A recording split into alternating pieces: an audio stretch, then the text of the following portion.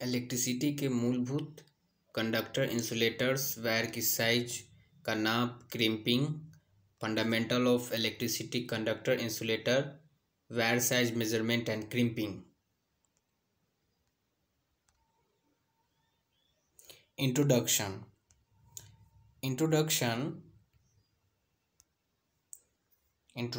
विद्युत आजकल ऊर्जा का एक महत्वपूर्ण स्रोत है। जटिल उपकरणों और मशीनों को चलाने के लिए विद्युत अत्यंत आवश्यक है। गतिमय विद्युत को वैद्युत धारा कहते हैं, जबकि स्थिर अवस्था में विद्युत को स्थैतिक विद्युत धारा कहते हैं। यानी कि गतिज विद्युत को क्या बोलते हैं? विद्युत धारा कहते हैं, जबकि स्थिर अवस्था में विद्युत धारा को स्थैतिक विद्युत कहते हैं। स्थैतिक विद्युत के उदाहरण। Example of statics electricity. दरी बिछी हुई पर्स वाले कमरे का दरवाज़ा खोलने पर उसके हैंडल द्वारा झटका लगाना। कैंची द्वारा कागज के टुकड़ों को आकर्षित करना। पदार्थ की स्ट्रक्चर। विद्युत को समझने के लिए हमें पहले पदार्थ की संरचना को समझना जरूरी है। विद्युत का संबंध पदार्थ के सबसे महत्वपूर्ण इकाई अणु, इलेक्ट्रॉन और प्रोटॉन से है। सभी पदार्थ जिस महत्वपूर्ण विद्युत इकाई से बना है, इसलिए सभी पदार्थ को विद्युत कह सकते हैं। कोई भी वस्तु जिसका कुछ भार हो, कुछ जगह घेरता हो, पदार्थ कहलाता है। कोई भी पदार्थ अति सूक्ष्म कण यानी परमाणु से बना होता है। किसी पदार्थ के परमाणु सबसे छोटी इकाई या कण है, जिसे अणु कहते हैं। जो पदार्थ गुण प्रदर्शित करते हैं, अणु का एक छोटा सा भाग होता है जिसका गुण पदार्थ में होता है। प्रत्येक परमाणु को रासायनिक क्रिया द्वारा छोटे भाग में तोड़ा जा सकता है। परमाणु के सबसे सरल भाग को अणु कहते हैं। मुख्यतः एक अणु 3 प्रकार के कणों से बना होता है, जिसकी विद्युत में खास महत्व है। वे हैं इलेक्ट्रॉन, प्रोटॉन और न्यूट्रॉन। प्रोटॉन, न्यूट्रॉन अणु के नाभिक में रहते हैं और इलेक्ट्रॉन नाभिक के बाहरी कक्षा में घूर्णन रहते हैं।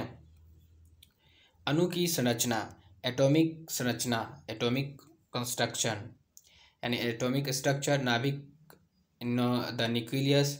नाभिक अणु का मध्य भाग होता है, जिसमें प्रोटॉन और न्यूट्रॉन होते हैं, परमाणु में, जैसा कि पिक्चर 1 में दिखाया गया है। इसे न्यूट्रॉन्स कहते हैं और इसे प्रोटॉन्स कहते हैं। इसे क्या कहते हैं? न्यूट्रॉन्स। इसे कहते हैं प्रोटॉन्स। यह न्यूक्लियस ऑफ एटम है। प्रोटॉन जो होता है, प्रोटॉन के पास धनात्मक विद्युत आवेश होता है। प्रोटॉन के पास क्या होता है? धनात्मक विद्युत आवेश होता है। पिक्चर 1 में यह इलेक्ट्रॉन से लगभग 1840 गुना भारी होता है।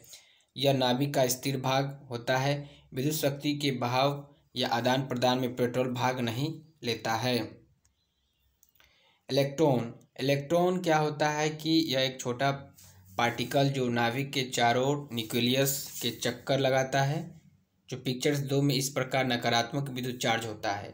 इलेक्ट्रॉन प्रोटॉन के डायमीटर से 3 गुना बड़ा होता है। प्रोटॉन की संख्या इलेक्ट्रॉन की संख्या के बराबर होता है। यह जो होता है न्यूट्रॉन्स होता है, यह प्रोटॉन्स होता है प्लस, और यह इलेक्ट्रॉन्स होता है जो चारों तरफ चक्कर लगाते हैं। न्यूट्रॉन्स। वास्तव में न्यूट्रॉन स्वयं में एक कण है। यह प्राय सोचा जाता है कि यह इलेक्ट्रॉन और प्रोटॉन का मिश्रण है और वैद्युत रूप से उदासीन होते हैं। यह परमाणु की वैद्युत प्रकृति के लिए अधिक महत्वपूर्ण नहीं है। ऊर्जा कोश। एनर्जी सेल जो होता है, एक परमाणु में न्यूक्लियस के चारों ओर इलेक्ट्रॉन का एक कोश में व्यवस्थित होते हैं।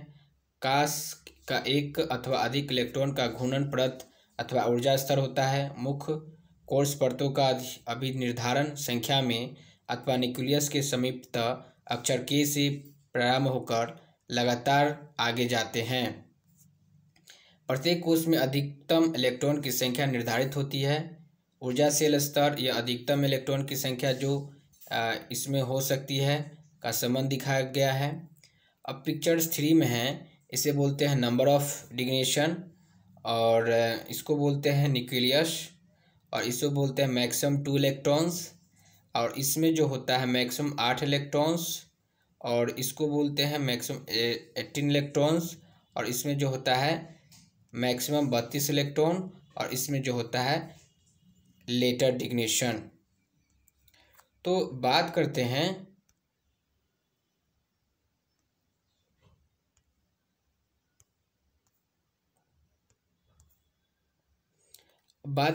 के सेल। तो के सेल में जो इलेक्ट्रॉन्स होता है 2 होता है। उसके बाद के सेल में कितना होता है, 2 होता है। एल सेल में कितना होता है, 18। एम सेल में कितना होता है, 18। यानी कि के में 2, एल में 8, एल में 18।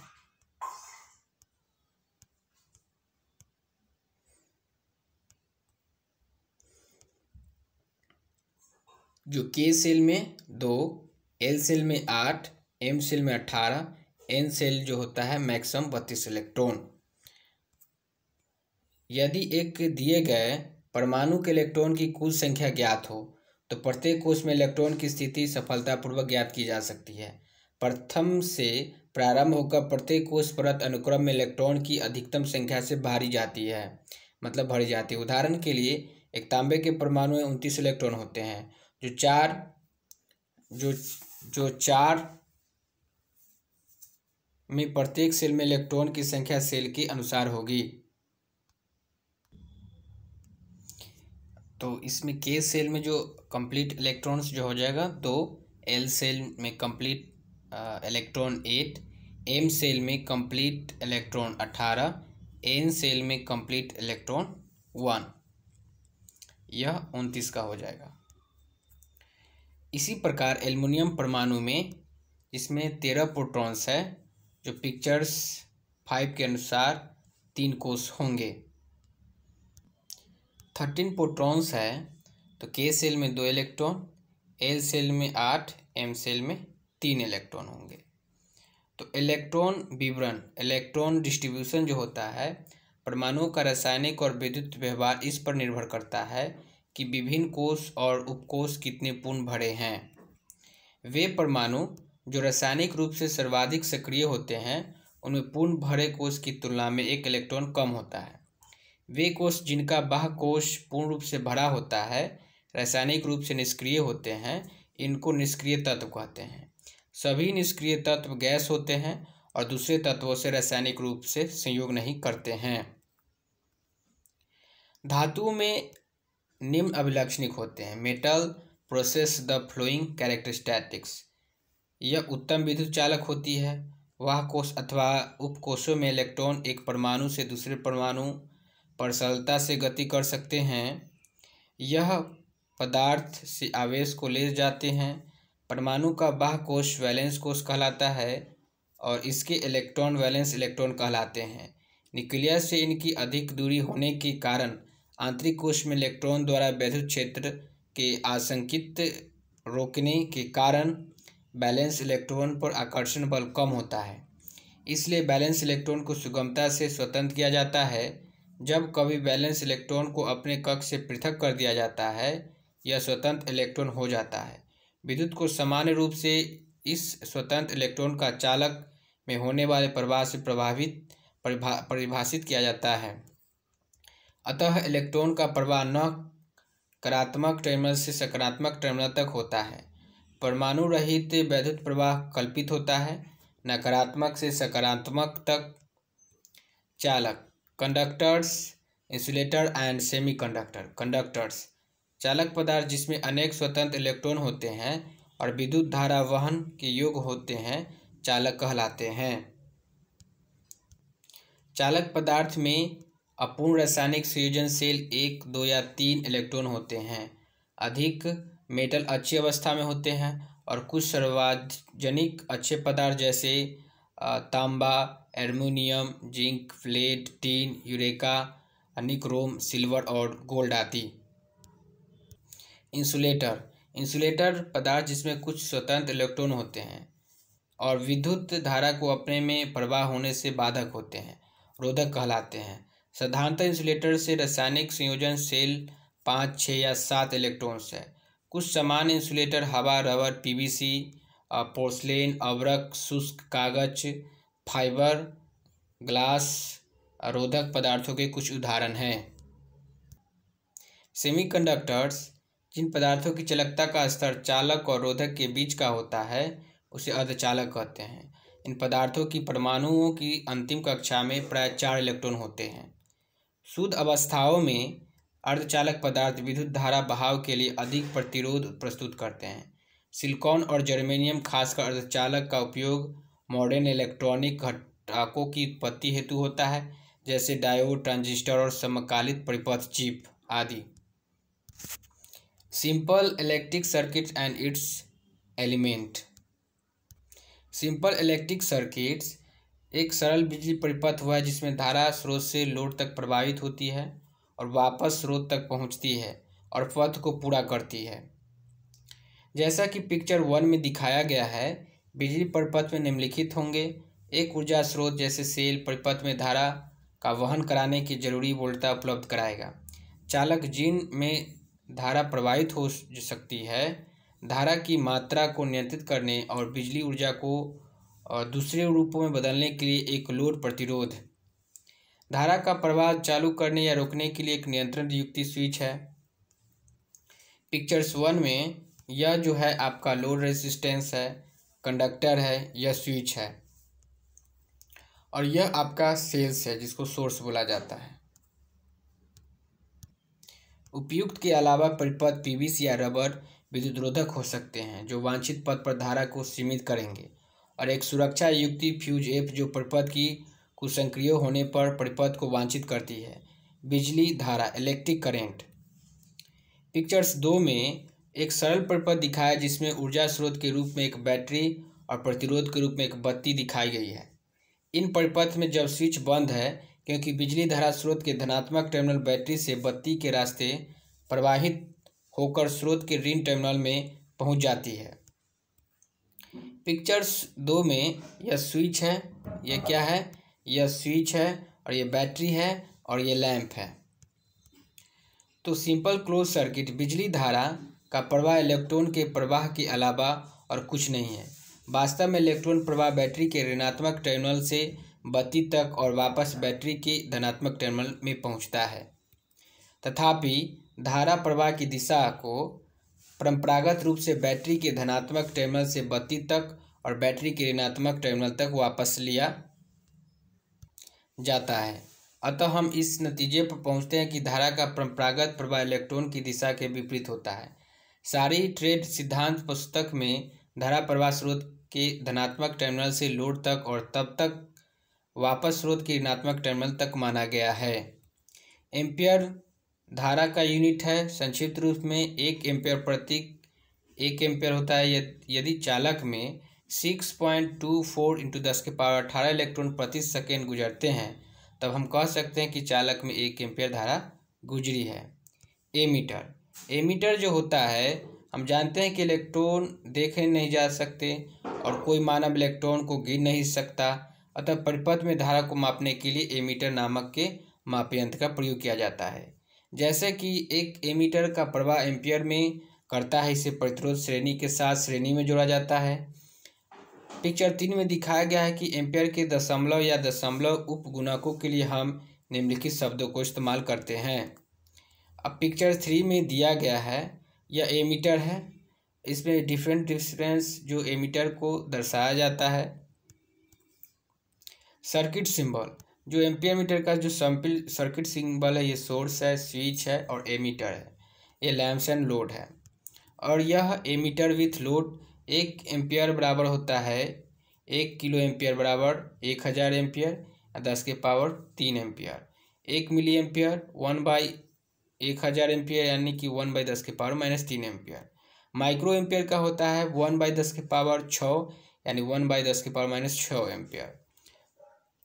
इलेक्ट्रोमोटिव फोर्स जो होता है, इलेक्ट्रोमोटिव फोर्स EMF इलेक्ट्रॉन को परिपथ में चलाने के लिए यानी कि धारा को प्रवाहित करने के लिए बिजली ऊर्जा का स्रोत अपेक्षित है।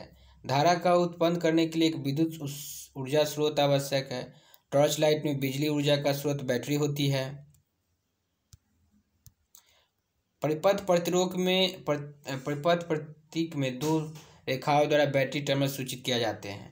धनात्मक की रेखा जितनी लंबी होगी, ऋणात्मक टर्मिनल उतना ही छोटा होगा। बैटरी के भीतर ऋणात्मक टर्मिनल से ज़्यादा इलेक्ट्रॉन होते हैं, जबकि धनात्मक टर्मिनल से इलेक्ट्रॉन कम होता है। कहा जाता है कि बैटरी का इलेक्ट्रोमोटिव बल ईएमएफ जो बिजली परिपथ के बंध में मुक्त इलेक्ट्रॉन की चालित करने के लिए उपलब्ध होते हैं, बैटरी के दो टर्मिनलों के बीच इलेक्ट्रॉन के वितरण में अंतर इस ईएमएफ को उत्पन्न करता है। इसकी इकाई वोल्ट है। यह अक्सर ई से दर्शाया जाता है। यह किसी मीटर के द्वारा नहीं मापा जा सकता है। यह केवल निम्न सूत्र से ज्ञात किया जा सकता है। ई बराबर जो होता है विभवांतर P D plus V voltage drop. P D plus V voltage drop E बराबर वी प्लस आई आर। किसी परिपथ में इलेक्ट्रॉन को चलाने हेतु विद्युत वाहक बल अनिवार्य है। यह बल सप्लाई स्रोत जैसे बैटरी, डायनमो आदि होता है।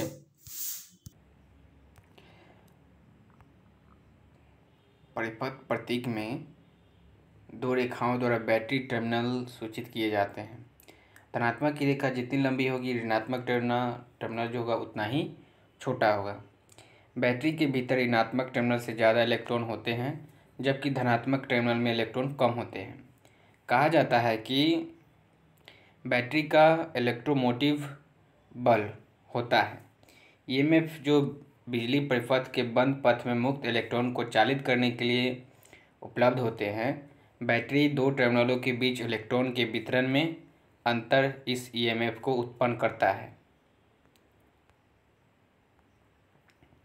इसकी इकाई जो होता है वोल्ट होता है। यह असर ई से दर्शाया जाता है। इसका जो अक्षर है ई से दर्शाया जाता है। यह किसी मोटर के द्वारा नहीं मापा जा सकता है, केवल निम्न सूत्रों से ज्ञात किया जा सकता है। ई बराबर जो होता है विभवांतर यानी P D plus voltage drop और P D plus voltage drop E बराबर वी प्लस आई आर। किसी परिपथ में इलेक्ट्रॉनों को चलाने हेतु विद्युत वाहक बल अनिवार्य है। यह बल सप्लाई स्रोत जैसे बैटरी, डायनमो आदि अंतर्राष्ट्रीय पद्धति एसआई में विद्युत वाहक बल का मात्रक वोल्ट है और प्रतीक ई है। विभवांतर यानी पीडी पोटेंशियल डिफरेंस इलेक्ट्रोमोटिव बल का यूनिट वोल्ट होता है, जिसका प्रतीक वीटी होता है और ईएमएफ को समांतर वोल्टता कहते हैं। जब बैटरी किसी लोड से योजित होती है तो टर्मिनल के आर पार मानी गई वोल्टता को विभव अंतर पीडी कहते हैं और ईएमएफ के मान से यह थोड़ा कम होता है। किसी परिपथ में लोड के आर पार या एक्रॉस मापे गए वोल्टेज में अंतर पोटेंशियल डिफरेंस कहलाता है और यह वोल्ट में मापा जाता है। जब किसी परिपथ में करंट प्रवाहित होती है तब परिपथ में लगे प्रतिरोधक के सिरों पर पोटेंशियल डिफरेंस प्राप्त होता है। पिक्चर 4 में दिखाया गया है, जब किसी परिपथ का स्विच ऑफ हो जाता है तब सेल के टर्मिनल पर प्राप्त वोल्टेज इलेक्ट्रोमोटिव फोर्स ईएमएफ कहलाता है। यानी कि तब सेल के टर्मिनल पर प्राप्त वोल्टेज क्या होता है, इलेक्ट्रोमोटिव फोर्स या ईएमएफ कहलाता है। यदि परिपथ का स्विच ऑन हो, उस स्थिति में सेल के टर्मिनल पर प्राप्त वोल्टेज पोटेंशियल डिफरेंस प्राप्त होता है। पीडी का मान तुरंत मापे गए टर्मिनल वोल्टेज से कम होता है। पोटेंशियल डिफरेंस का मान टर्मिनल वोल्टेज से कम होने का कारण यह है कि जब लोड के द्वारा धारा लिया जाता है तब सेलों के आंतरिक प्रतिरोध के कारण वोल्टेज ड्रॉप हो जाता है, जिस कारण से परिपथ में करंट प्रवाहित होता है वह ईएमएफ कहलाता है। पिक्चर्स में दिया गया है, ये पीडी वोल्टेज है, ये करंट है और यह ई है और ये रेसिस्टेंस है। इलेक्ट्रोमोटिव फोर्स, इसका प्रतीक जो होता है, इसका प्रतीक क्या होता है, इसका प्रतीक ई होता है। इसकी इकाई वोल्ट। इसको इस प्रकार ज्ञात किया जा सकता है कि ईएमएफ बराबर सप्लाई स्रोत के टर्मिनल पर वोल्टेज प्लस सप्लाई स्रोत से वोल्टेज ड्रॉप, या ईएमएफ बराबर जो होता है VT plus I R. Terminal voltage या वोल्टेज ड्रॉप या सप्लाई स्रोत के टर्मिनल पर उपलब्ध वोल्टेज है। इसका प्रतीक वीटी, इसकी इकाई वोल्ट है और वोल्ट मीटर से मापा जा सकता है। यह ईएमएफ में स्रोत वोल्टेज ड्रॉप को घटाने पर प्राप्त होता है। वीटी बराबर ईएमएफ माइनस आई आर, जहाँ आई धारा एवं आर प्रतिरोध है। अतः ईएमएफ का मान हमेशा पोटेंशियल डिफरेंस से अधिक होता है। पीडी बराबर ईएमएफ, ईएमएफ जो होता है बड़ा होता है पीडी से। स्केल विथ ग्रेजुएशन, यह इसका ओ बोला जाता है, यानी कि पॉजिटिव्स नेगेटिव नॉब्स, ये नेगेटिव नॉब्स है और पॉजिटिव नॉब्स है, और यह वोल्ट मीटर है। Symbol of volt meter with load, यह वोल्ट मीटर का सिंबल, ये क्लोज सर्किट्स है, और यह सोर्स सप्लाई ऑफ सोर्स, यह वोल्ट मीटर, और यह लोड है लैंप का। वोल्ट मीटर जो होता है बिजली वोल्टता के वोल्ट मीटर से मापते हैं। एक स्रोत की वोल्टता मापने के लिए वोल्ट मीटर के टर्मिनलों को स्रोत के टर्मिनलों से जोड़ा जाता है। धनात्मक टर्मिनल से धनात्मक और ऋणात्मक टर्मिनल से ऋणात्मक, जैसा पिक्चर 5 में दिखाया गया। वोल्ट मीटर संबंधन आर पर एक समांतर संबंधन होता है। वोल्ट के दशमलव या दशमलव गुणकों के लिए हम लोग क्या करते हैं? वोल्ट दशमलव या दशमलव गुणकों के लिए निम्नलिखित अभिव्यक्तियों का प्रयोग करते हैं। 1 किलो वोल्ट 1 किलो वोल्ट यानी 1000 volt, 1 into 10⁻³ volt, 1 milli volt यानी 1 मिली वोल्ट 1/1000 वोल्ट, या 1 इंटू 10⁻³ वोल्ट। माइक्रो वोल्ट जो होता है 1 माइक्रो वोल्ट यानी 1/10⁶, या 1 इंटू 10⁻⁶ वोल्ट। रेसिस्टेंस धारा और वोल्टता के अलावा एक तीसरी मात्रा होती है जो परिपथ में भूमिका निभाती है, और इसे वैद्युत परिपथ यानी प्रतिरोध कहते हैं। प्रतिरोध एक सामग्री की विशेषता होती है जिसके द्वारा यह बिजली धारा के प्रवाह का विरोध करती है। किसी परिपथ में प्रतिरोध ऐसा गुण है जो करंट प्रवाह के मार्ग में बाधा उत्पन्न होता है, जो कि परिपथ में लगे प्रतिरोधक और एलिमेंट के कारण होता है। कंडक्टर को प्रतिरोध में करंट प्रवाह हो सकता है, यानी कि कंडक्टर के प्रतिरोध में करंट प्रवाह को रोकता है। प्रतिरोध की अनुपस्थिति में करंट परिपथ का करंट अत्यधिक या उच्च होता है। असमान उच्च मान का करंट किसी भी परिपथ के लिए खतरनाक होगा। ओम वैद्युत प्रतिरोध का यूनिट है, जो ओम है वैद्युत प्रतिरोध का यूनिट है। इसका संक्षिप्त में R ओम होता है। प्रतीक W। ओम के दशमलव गुणक या दशमलव उपगुणकों के लिए हम निम्नलिखित अभिव्यक्ति का प्रयोग करते हैं। 1 मेगा ओम बराबर होता है 1 मेगा ओम यानी 10⁶ ओम। 1 किलो ओम 1 किलो ओम यानी कि 10⁻³ ओम। 1 मिली यानी 1/10⁻³ ओम। 1 माइक्रो ओम यानी कि 1 इंटू 10⁻⁶ ओम। प्रतिरोध मापने का मीटर टू मेजर रेसिस्टेंस। मध्य प्रतिरोध के मान की ओम मीटर का व्हीटस्टोन ब्रिज के द्वारा मापा जाता है। इसे प्रतिरोध मल्टीमीटर के द्वारा भी मापा जा सकता है। विभिन्न प्रकार की विधियों से प्रतिरोध की मान मापी जाती है। उनमें से कुछ विधियों को इस किताब की अगले पन्नों में प्रदर्शित किया गया है, इसको इंटरनेशनल ओम बोलते हैं। इंटरनेशनल ओम जो होता है, जैसा कि यह परिभाषित है कि प्रतिरोध जो 1 कूलम पारे पर बर्फ के गलन ताप यानी 0 डिग्री पर 14.45 to 1 ग्राम, जिसका ताम्र सेक्शन क्षेत्र कॉपर क्रॉस सेक्शनल क्षेत्र 1 स्क्वायर mm और 106.3 सेंटीमीटर लंबाई पर अचल धारा DC प्रवाहित होती है। इसे बोलते हैं बैटरी टर्मिनल्स। और ये X1000, ये X100, X1, X0.1, X0.001 एक गैल्वेनोमीटर टर्मिनल्स। और इसे बोलते हैं terminal X1 for connecting unknown resistance X2। और यह जो होता है locking for battery 1/1000, locking for galvanometer X100, locking X10, locking X1। Ohms at 20 Wheatstone bridge. International ampere अंतर्राष्ट्रीय एम्पियर परिभाषित किया गया है कि वह अचल धारा DC जो पानी के सिल्वर नाइट्रेट के विलयन से गुजरती है और कैथोड पर घुलनशील सिल्वर की दर 1.88 मिलीग्राम पर सेकेंड ऋणाग्रह। इंटरनेशनल वोल्ट जो होता है यह परिभाषित है कि विभवांतर जो कि एक चालक पर लगाया जाता है जिसका प्रतिरोध एक अंतर्राष्ट्रीय एम्पीयर धारा द्वारा उत्पन्न एक अंतर्राष्ट्रीय ओम हो। इसका मान 1.00049 वोल्ट के बराबर है। कंडक्टेंस क्या होता है? चालक का वह गुण जिसमें धारा का प्रवाह इससे होकर जाता है चालकता कहलाता है। दूसरे शब्दों में चालकता प्रतिरोध के विपरीत होती है। इसका प्रतीक G बराबर 1/R और इसका मात्रक महो होता है। इसे साइमन्स भी दर्शाते हैं। एक अच्छा चालक अधिक चालकता तथा अचालक कम चालकता का होता है। अतः एक तार का प्रतिरोध R ओम तो इसकी चालकता 1/R होता है। Quantity of electricity. विद्युत धारा को विद्युत बहने की दर से मापा जाता है। विद्युत की मात्रा को जानने के लिए अन्य इकाई आवश्यक होती है।